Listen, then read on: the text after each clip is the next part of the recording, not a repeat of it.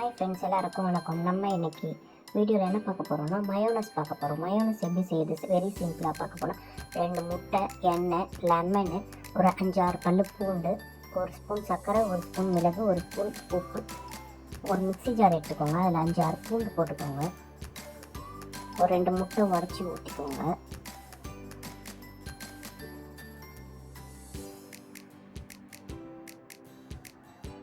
அது கூடவே ஒரு ஸ்பூன் மிளகு, 1 ஸ்பூன் சர்க்கரை, 1 ஸ்பூன் உப்பு ஆட் பண்ணி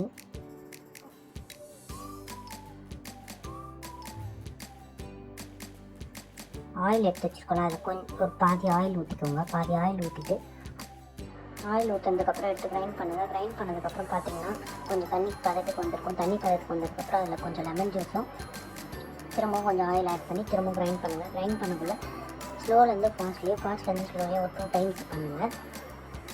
அது உங்களுக்கு தேவையான கெட்டிப்பதம் வர வரைக்கும் நீங்கள் அதை கிரைண்ட் பண்ணுங்கள். ஆயில் ஊற்றி கிரைண்ட் பண்ணக்குள்ள ஆயில் ஊற்றி கிரைண்ட் பண்ணிங்கன்னா கெட்டியான பதம் வந்துடும். சூப்பரான டேஸ்டியான மயோனஸ் ரெடி ஆகிடுச்சு.